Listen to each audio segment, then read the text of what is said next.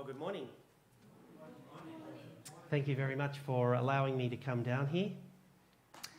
It's been, I don't know, maybe 10 years since I've been at Grafton. Doug, do you reckon? Be a long time.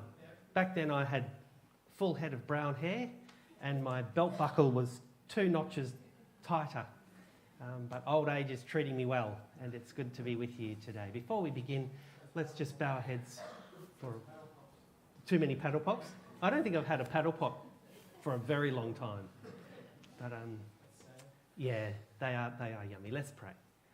Father in heaven, as we open your word today and as we consider the challenge of artificial intelligence and how it's just all pervasive in the world in which we live, may we, as a deer, pant for you, fall at your feet in worship. Thank you for paying it all and give you the glory you deserve, is my prayer in Jesus' name. Amen. How many of you remember Dwight Nelson? 25 years ago, Dwight Nelson launched an incredibly bold and ambitious plan to live stream around the world a satellite evangelistic program titled Net 98. I suspect Grafton participated in that.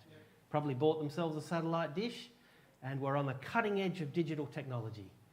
This month, Dwight Nelson finally retired after 40 years of serving at Pioneer Memorial Church at Andrews University. Stepped aside for the next generation. And I think that 25 years after Net 98, it's time for us in Grafton Church to embark on a new digital experiment, and I would like to introduce to you a new digital pastor called Glen Hughes. Good morning, Glendon. Do you remember Net 98? Come on, Glendon. Fire up. Hello. I am glad to be here. Do you remember Net 98? I don't remember Net 98, but Glen Hughes is an anagram of Dwight Nelson. Interesting. Can you tell us why this church should have a digital pastor? There are lots of benefits. We cost less, probably around $2,000 a year if you get the entry-level version. Imagine having every script fact-checked and referenced. No more wondering about sources or alternative narratives. We will always be on topic, having access to all the published writings of Ellen White, multiple commentaries, and we can parse passages in their original languages. No chance of moral failure either. And we care online 24 hours a day, 7 days a week, 365 days a year, and we can respond in real time to as many as 1,500 people. Sounds exciting. I'm glad to get on board. I'm keen to get on board. You can expect accuracy and integrity. Imagine how amazing it will be to have on your team someone who doesn't make mistakes, doesn't offend, and doesn't have a soul. You ready? Do you want him? That guy's just a digital avatar with text-to-speech recognition, and you can even just ask ChatGPT to write you a sermon on any particular topic, and he'll preach it for you. Amazing, isn't it? If you're alive and awake, you will recognise that Siri, Alexa, Google, their tentacles are grasping us and it's almost impossible to escape from under their purview. Would you agree?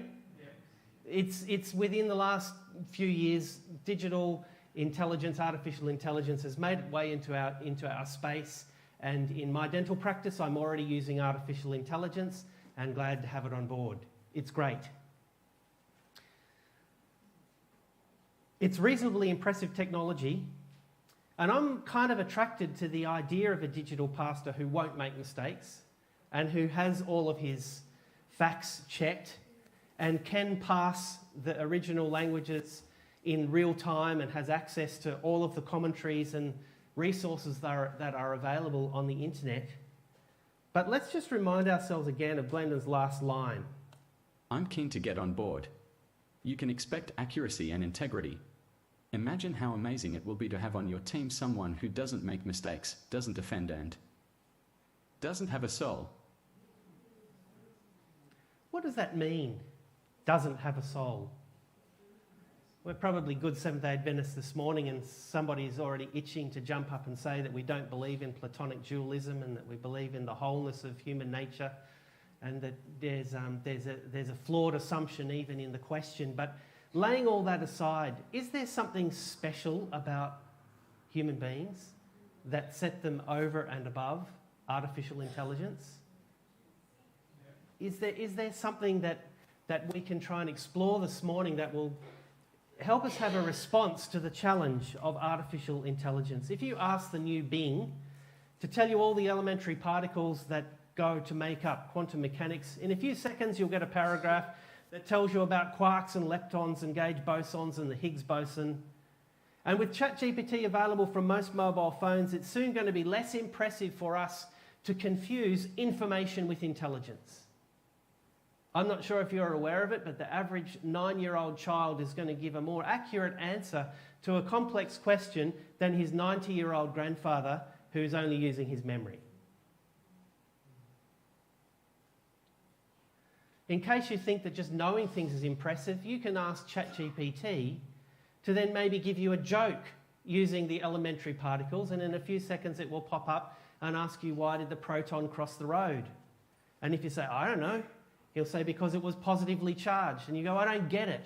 And so it'll explain to you the play on words of how a proton is one of the elementary particles that is positively charged, and how positively charged can also be used as a way of describing someone who's highly motivated to get something done. It's very impressive technology. It's out there, it's all around us, and it's going to make inroads into our life whether we like it or not. About the same time that Dwight Nelson and his planning committee were looking at Net98, IBM finally made a computer that was able to take on Garry Kasparov, a grand chess master, and beat him at the game of chess. 25 years ago, that was a significant win for artificial intelligence. How did the computer that IBM make beat Garry Kasparov? What it did is it looked at the chessboard that was there, and it played every single possible game that was able to be played using that starting configuration, and then based on the probabilities of which game was the most likely to be a winning game, it made its next move. That's what we call brute force computing. In 2017, AlphaGo, a new computer, beat Kijé at the game Go. Anyone here ever played Go? I think you need an IQ of 160 and probably be very familiar with sushi or wonton noodles to be good at this game. But it's a very popular game in Asia. And whereas chess only has 400 starting configurations possible, there's only 400 ways in which you can make the first 4 moves in a game of chess. With Go, you can make 130,000 different moves in the first 4 moves. And there is just no computer that could possibly crunch enough of the permutations possible in a game of Go to win by brute force computing. And so what they did with Go is they taught Go, or they programmed Go, to write its own algorithms on how to play the game Go. And after playing many games, the computer wrote its own algorithm on what the best possible winning combinations and moves could be in response to anything that the human did. And when AlphaGo beat Kijé in 2017, the artificial intelligence world were amazed. Most of us are not threatened by simple maths problem. 3 plus 3, we memorise it, we don't compute it, we just know it's 6. But how many of you over lunch would like to have a go at the second formula? Yeah?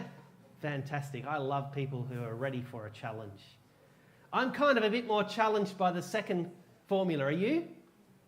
But for a computer, it's no more difficult for it to do the second one than it is to do the first one. With computers, because they're working digitally and they just have open and closed circuits and ones and zeros, because it's all digital, it's no more complicated for them, like a calculator, to anything you type into a calculator, you press equal, you'll get the right answer. It's just using logical rules. It follows those logical rules, and the answer that it gives out it is not going to alter its self-esteem of itself. It's just the answer that is produced.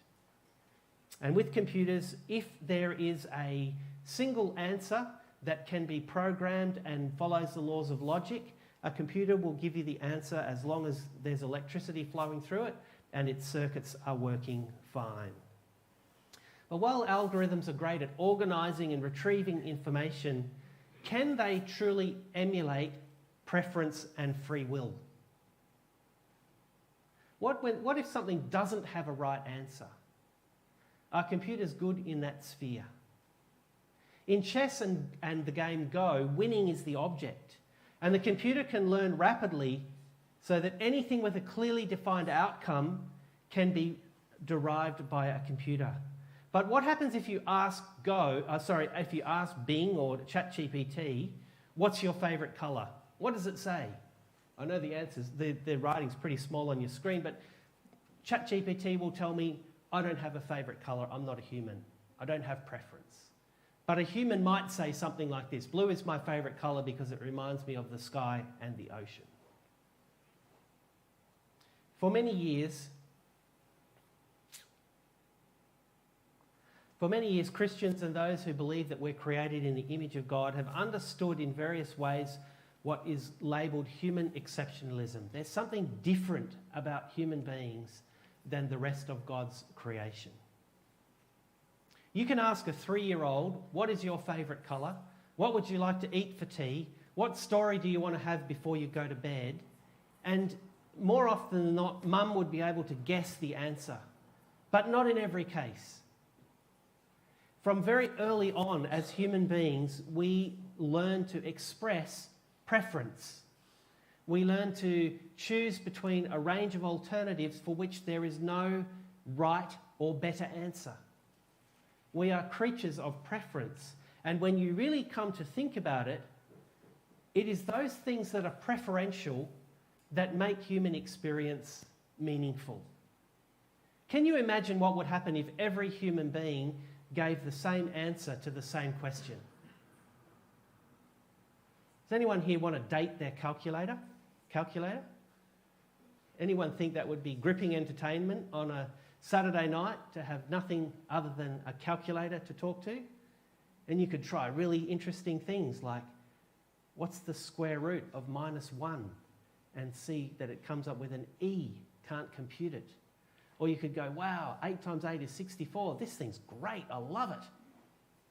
But there's something that when something is absolutely predictable and is only giving a single answer to a single question, that I would be a tiny bit bored about that after a little while. Would you agree? But the non-predictability of human response, the fact that preference gives us the opportunity to give a range of valid answers, this is what makes human relationships so exciting. It's what's in your garden? Why did you put freesias there when you could have put tulips? How come you've got Maria hedges instead of golden duranta? Or, it's this preferential thing that makes art and literature and music and all of those spheres of human experience so engaging and so exciting. And I'm really, really terribly excited that when God created man, he put him in a garden and in a space and a place and said, express your individuality by preferential free choice. And recognise that there are some choices that have eternal moral consequence, but there's a huge range of choices that are purely for your enjoyment. Of every tree of the garden you may freely eat, but there's one tree, be careful. And this is what makes us who we really are. The idea that we can enjoy preferential expression. For those of you who are aware of the realm of sociology and who follow the, bestseller lists of the New York Times, you would have heard of this guy here. His name is Yuval Noah Harari. He's a best-selling author who is probably most famous for a book called Sapiens, in which he briefly describes the history of the development of humankind. But in a recent book that he's written in the last 10 years or so called Homo Deus, Yuval Harari is looking specifically at why it is that human beings have risen to, in colloquial language, the top of the food chain, to be the dominant species on Earth. And as he's looked at what it is that makes humans different and special in compared with the rest of the animal species, commenting on the development of artificial intelligence, he provocatively says the idea that humans will always have a unique ability beyond the reach of non-conscious algorithms is just wishful thinking. Have computers come a long way? Doug, I remember back in the day when my dad joined the Teachers Credit Union.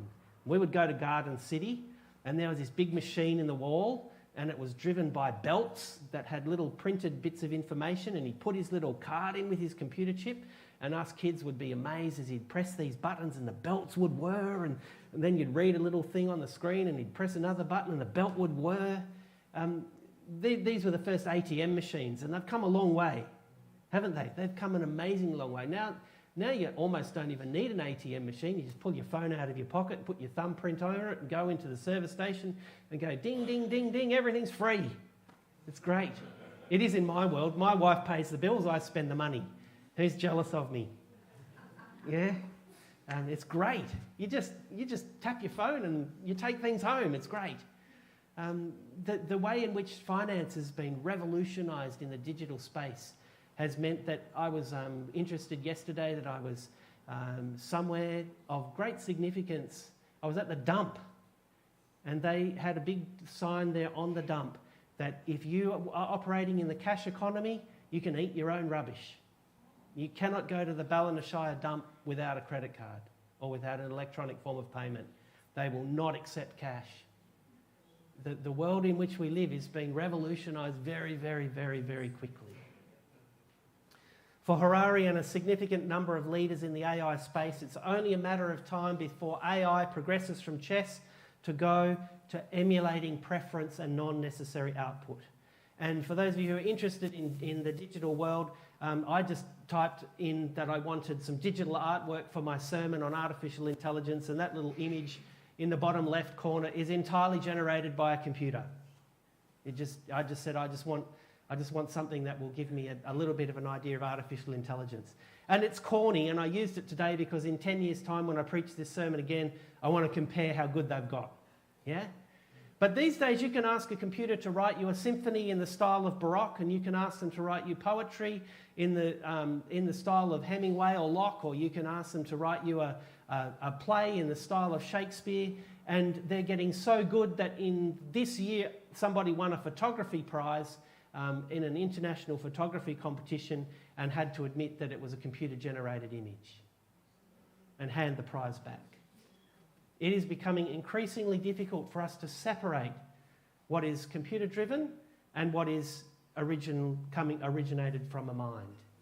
Yeah, I've heard that there's scammers now who are taking voice recognition software and ringing you up, and you speak to them unaware of what's happening, and they're taking a voice imprint from you, and then they will ring your mother or your father and say, "Hi, it's Glenn, I'm at the train station, I realise I've lost my wallet, can you just transfer some money into my account so I can pay my train fare and I don't go to jail?" And people are falling for it, yeah? It's becoming increasingly difficult. I don't know if you found Pastor Glendon Witt's convincing, but I reckon it's a pretty good effort, isn't it, for a digital avatar to go from just text to speech without actually being filmed in a studio. AI is certainly moving very, very, very quickly. But let me get to the Bible and what I really want to talk to you about. I would like to suggest that emulating preference, pretending to have preference, is very different from having preference that is a product of principle. Emulating something is not the same as being something. And while a digital pastor without a soul may be filled with facts, have a beautiful voice, have resonance, have tone, have magic delivery, have oratory and elocution skills that put Greg and I to the side as being amateurs, a digital pastor will only ever be able to fake feeling. Would you agree? They will only ever be able to fake feeling. And Jesus had a lot to say about people who said something and didn't mean it. In biblical terms, we talk about it as being hypocrisy. Hypocrisy is when people say something with their lips, but their hearts don't mean it. Hypocrites, Isaiah prophesied correctly about you when he said, "This people honours me with their lips, but their heart is far from me." To say with our lips what our hearts do not feel, this has forever been rejected as being inauthentic and insincere. And there are many in the AI space who reject outright the idea that there is something unique about human experience and emotion, and they validate the idea that computers can have real meaningful relationships with human beings. And there's a whole new field of study in transhumanism now, and it's possible, I think there's even movies have been made about it, where people are falling in love with their computers.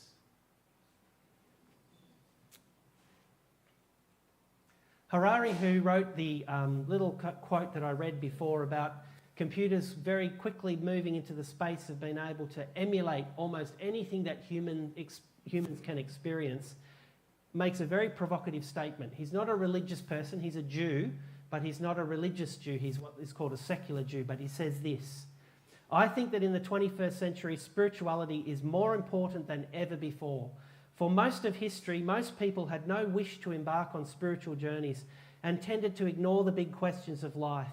But now technologies like artificial intelligence and bioengineering are forcing all of us to confront very old and very deep spiritual questions like, what is consciousness? What is humanity? And is there free will? This morning, we are not a random sample of the community. We all come here with a bias towards a narrative that says that God is love and that there is a war going on in the universe between good and evil. I suspect that most of us, however clumsily we may define it or describe it, believe that free will and choice are important in a worldview that is dominated by love. Love doesn't mean much if it's not free. If love is a necessary answer to an algorithmic problem, then it is a hoax and a fraud. For love to be love, it needs to be free. And I suspect that most of us are unconvinced that an avatar called Glen Hughes will replace Greg anytime soon. I would hope that most of us in this building this morning are even uncomfortable with the idea that artificial intelligence will replace human thought and relieve us of the opportunity to practice preference. How are we going to respond to Harari's provocative question? Is this a right time for us to reconsider what is humanity and what is free will? There is at present in the academic world an unrelenting attack on the idea of agency and free will. Sam Harris, who is one of the new atheists, has written a book called Free Will, and in it he presents the idea that in a materialistic universe where there are no metaphysical realities, that human beings are nothing more than a colliding, interacting bunch of protons and electrons, and that ultimately, if you can understand with accuracy our original state, you can predict with 100% accuracy our final outcome. There is no such thing as free will in people who subscribe to naturalistic materialism and reject the idea of any metaphysical reality. Harris would defend a deterministic universe where physics, chemistry, and biology are sufficient explanations to everything that is. And rejecting as a priori assumption that God is part of our story, he is left with nothing else than to present a false dichotomy. His conclusion is chilling. Accountability and responsibility are diminished in a world that has dismissed free will. As a Christian, I'm not persuaded by his arguments, but I don't have the intellectual capacity to take him on. His IQ and his intelligence is 3 to 5 times what I have. He's a very bright boy. But there is somebody who could take him on, and his name's John Lennox. And John Lennox is the Emeritus Professor of Mathematics at Oxford University. And John Lennox is one of the voices out there in the world today that is pushing back against the new atheists and saying, no, this idea that there is no such thing as free will is not defended by reality or by science. And that as human beings, the idea that we can choose between caramel, chocolate, and vanilla is what makes us who we are. That somebody can like classical music and someone else can like jazz.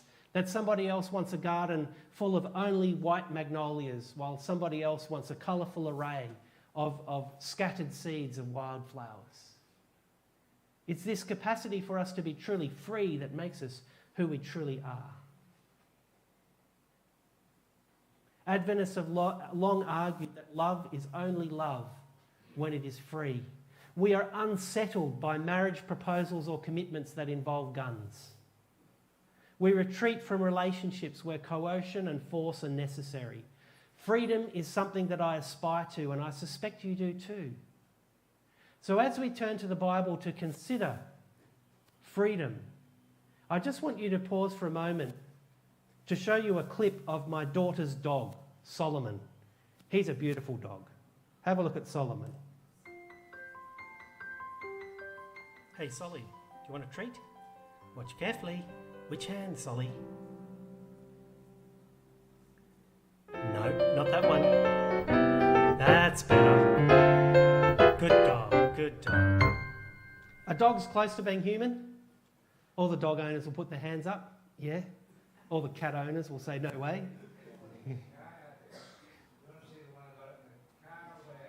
You got a dog out there? Brilliant.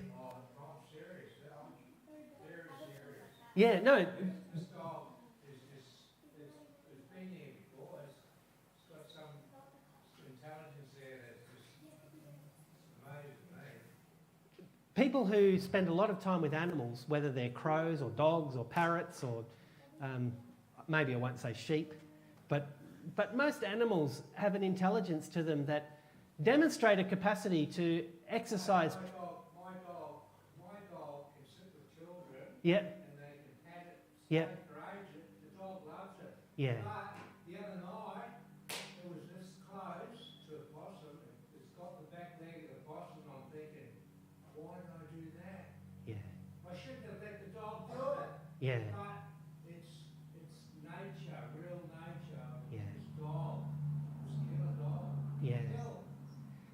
The fact that dogs can exercise preference, and even in a small way, can I be bold enough to use the word repentance? You know, I got the wrong hand, the treat's not there, I'm going to change my mind, I'm going to exercise preference in a new direction and gets the treat. Animals can exhibit quite a lot of the things that humans can be, but I still think that there's something exceptional about human beings. Would you agree? The argument in the materialistic world and amongst Darwinian evolutionists is that humans are only different to animals in degree but not kind. But I would like to suggest that there's something unique about human experience. There's something different about the way that God made us. You might have heard of the reformer John Calvin, a very significant figure in the Reformation. And he made a very provocative statement way back there in the 16th century that I think is amazing. The worship of God, John Calvin says, is the only thing which renders men superior to brutes. Worship, this is my proposition to you this morning, worship is the highest form and expression of human preference. Worship is the highest form and expression of human preference. True worship responds to an appreciation of its object that supersedes the fear of punishment or the hope of reward. Worship in the biblical sense is not necessary, neither is it obligatory.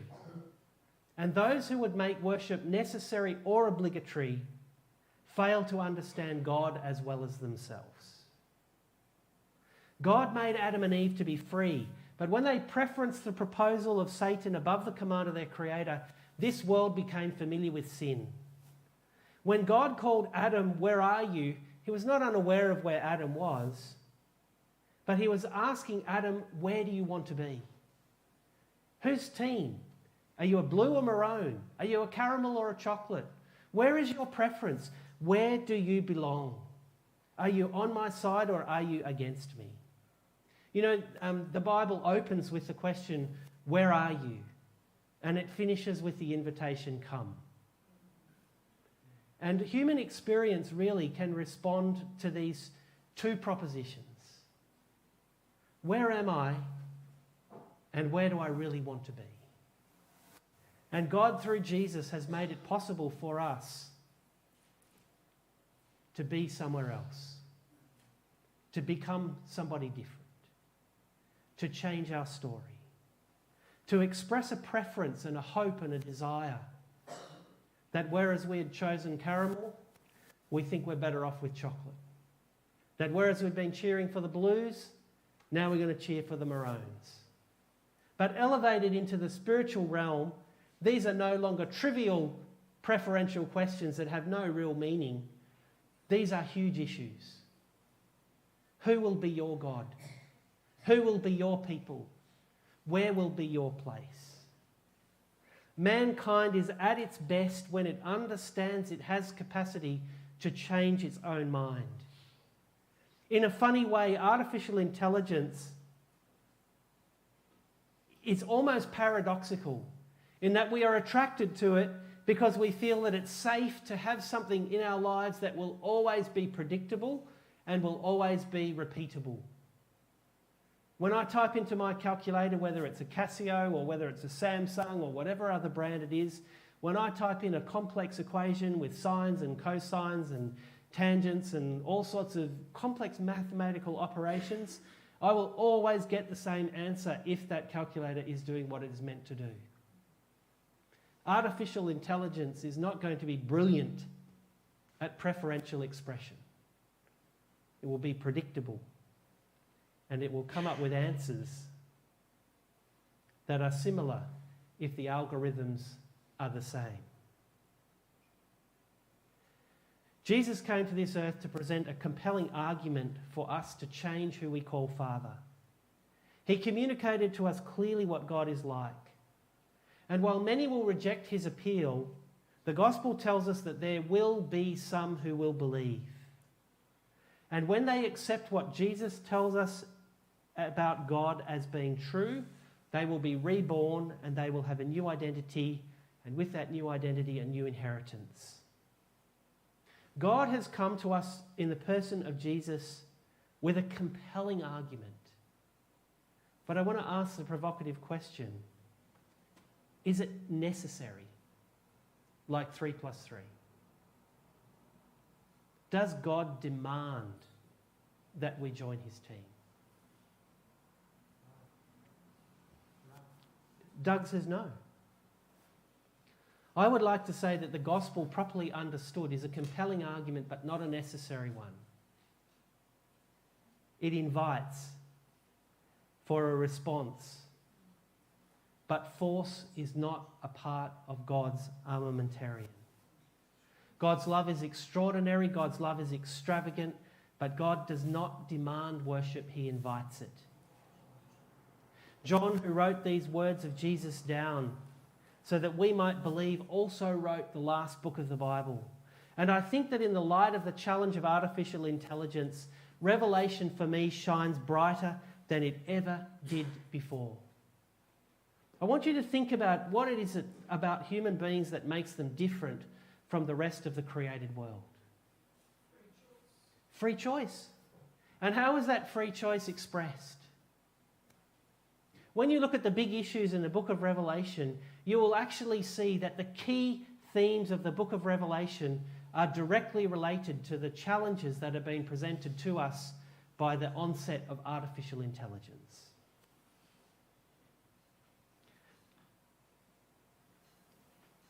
In the book of Revelation, there are letters to 7 churches. One of the dominant themes is repentance. This is how you see it. This is how I see it. Will you change your mind and align yourself with my ideal? And if you are an overcomer, take the reward. There are beasts that storm around using coercion and demands and that affect one of human activities that sets us aside from all of the created world, and that is the idea of trade and economy. You can find animals that sing, you can find animals that talk, you can find animals that have social hierarchies. But to my knowledge, and I've scoured the internet for it, I don't know of any animal species that involves itself in commerce by buying and selling. And this is one of the key issues of Revelation. The book of Revelation speaks of the consequences of our choices. And at its heart, Jesus the Lion of the tribe of Judah, the conquering King whose resplendent character elicits worship from angelic hosts, is shown to us as a slain lamb. A slain lamb wins no followers through force and compulsion. He wins them only through the appeal of love. Jesus counsels, he advises, he pleads, he exposes the fraudulent claims of the dragon. But the worship of God in Revelation is voluntary. Those who follow the Lamb follow him. He leads them. They're not dragged. They're not driven. They sing a new song. They willingly use their human expression to praise him. They tell a story that resonates with Jesus' story. They've allowed their individuality to be absorbed into a community of worshippers without losing their own identity. They know who they are, they know who they belong to, they know where they want to be, and their worship is intentional and intelligent. And in stark contrast to those who follow the Lamb, there is a beast who is allied with the devil himself. And this beast does not subscribe to preferential worship. He demands it. He threatens those who are unwilling to yield it. He seeks to control and coerce and to threaten with death anybody that would oppose his rule. To be truly human is to be able to practice preference.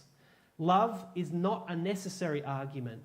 To frame the idea that worship comes along with coercive threats and restrictions of human liberty is, in my mind, the highest form of blasphemy. Adventists understand the book of Revelation, and its themes are so relevant for today. Would you agree? God today is knocking at your heart's door. No algorithm can tell you whether or not to open the door. This call can only be answered by one who is truly free. We as a community of believers understand the world through lens of relationships and connections. My wife and I have been married for 30 years, and I'm looking forward to the next 30 as well. This is longer than a life sentence for murder. But love, when it works as it should, doesn't need to be timed, and it doesn't need chains or guns. When I asked my wife to marry me, I thought that I had made a compelling argument. I demonstrated my capacity to care for her financially, and I was hoping that my overtures and gifts and time that I'd spent with her had convinced her that I could be trusted. But when I asked her to marry me, she didn't have to say yes. I was not asking her for a necessary argument. I was asking her for a preferential argument. Do you want to marry me? Will you marry me?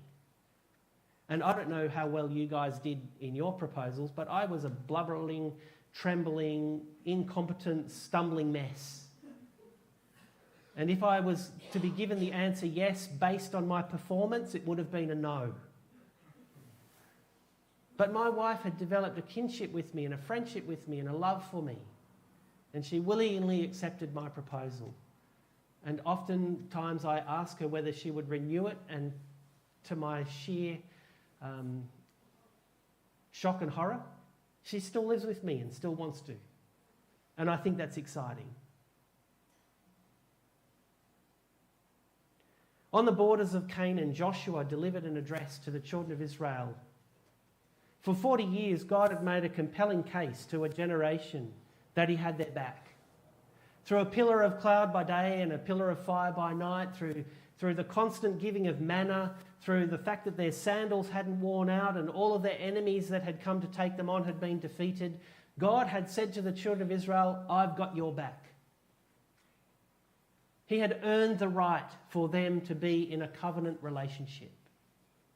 And Joshua on the borders of the Canaan presents a sermon to the children of Israel and reminds them all that God has done in bringing them from the house of bondage and bringing them to the very borders of the land of promise. And he says to them after he has explained to them all that God has done for them, now therefore, he says, choose God, fear the Lord, serve him in sincerity and in faithfulness. Put away the gods that your fathers served beyond the river and in Egypt, and serve the Lord. Joshua calls upon the people to renew their covenant vows to God. But preference has both a positive and negative aspect. By choosing preference to marry my wife Yvette, I was in effect saying that I would break and sever any relationships that I may have had on the side just in case. When we serve God, we are expressing a preference for Him, but we are also expressing an exclusive relationship that we will put away those that are competing for our attention. In choosing God, we choose what we put away. And when Joshua called upon the people to worship God, to choose whom they would serve, he was reminding them of a freedom that was theirs to exercise. The prosecution of the case for Christ is compelling, but it will always remain a free choice. It is an unnecessary option. And because it is unnecessary, no algorithm can be written that protects freedom while at the same time determining an outcome. Joshua said to the people, choose who you will serve. A compelling case for you to serve Christ, but if you don't want to serve Christ, then take your pick. Do you want to serve the gods of where you've come from, or do you want to serve the gods of where you're going? For me and my house, we are choosing Jehovah. We will serve the Lord. Remember Sam Harris? Sam rejects the idea that the divine can have a real part to play in our life, and he can only really choose between a deterministic universe and a universe based entirely on chance. They are both prone to lead to fatalism and nihilism. An algorithm is very capable of replicating both a pathway that is determined by probability or that is determined with a set outcome. But freedom of choice is a mystery to philosophers, and it's incredibly difficult to describe. If you get on ChatGPT, if you get on the internet, if you Google human consciousness, you will find that the smartest in the field are the humblest. They say it's something that we really don't understand. Richard Feynman was a guy that made an observation in the field of quantum mechanics, and he said this: if you think you understand quantum mechanics, you don't understand quantum mechanics.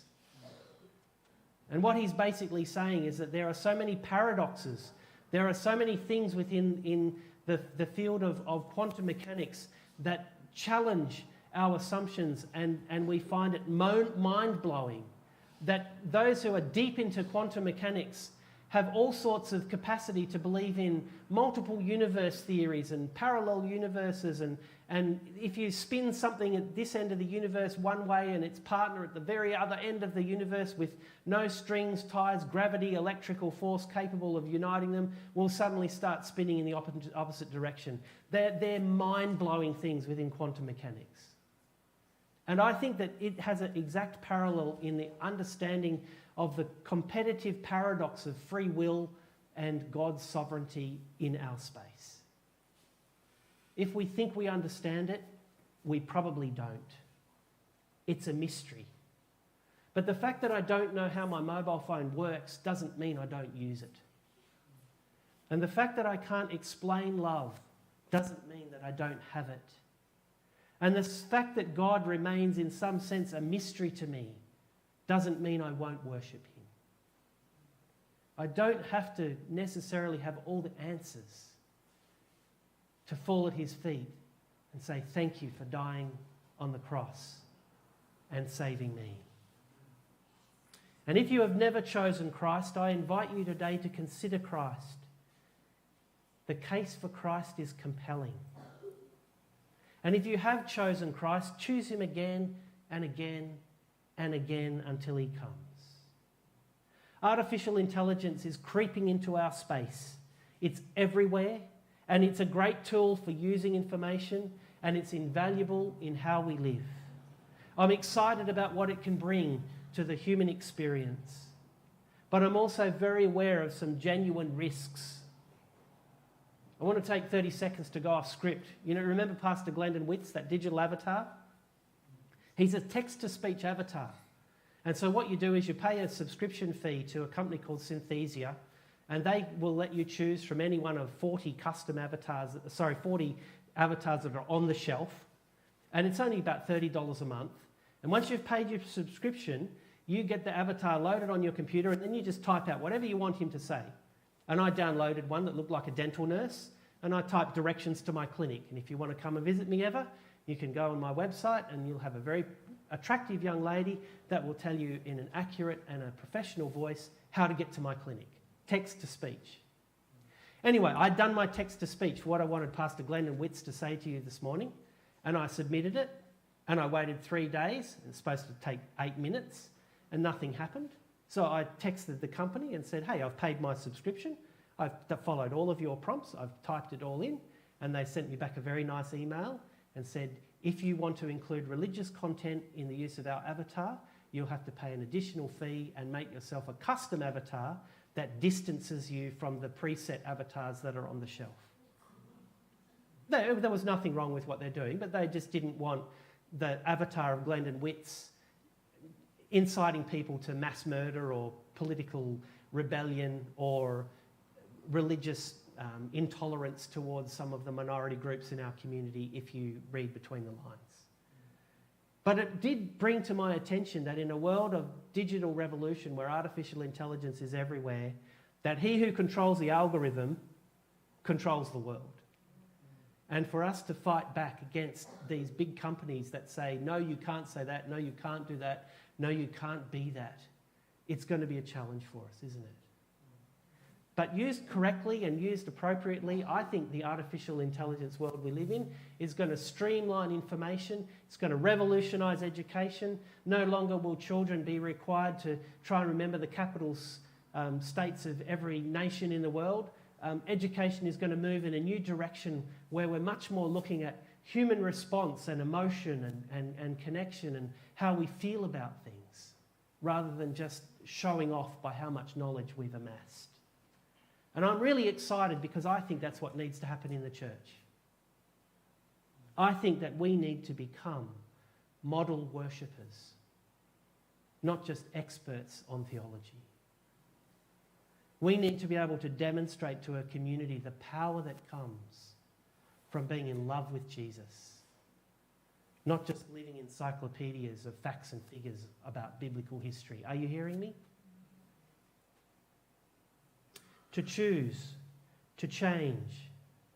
This is what makes us real human beings. And I want to encourage the church at Grafton this morning to choose Christ. He has already chosen you, and you can choose him to be free if you want. To choose, to change, to commit, to covenant, to know Christ is to know what it is to know truth. And it is this truth alone that can truly keep us free. God has been faithful to us, would you agree? And he's looking for a people who will be faithful to him, who will preference him above all other preference, and doing it willingly because they want to, not because they're forced to or they have to. I'm glad I have free choice. I'm glad I can choose the music, the food, the art. I'm glad I can choose what's in my garden.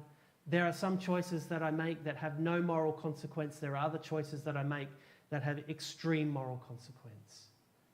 Use the privilege that God has given you to choose those things that will bring you into a closer relationship with him. This is the ultimate act of worship. Let's stand and sing our last hymn, Great is Thy Faithfulness. Act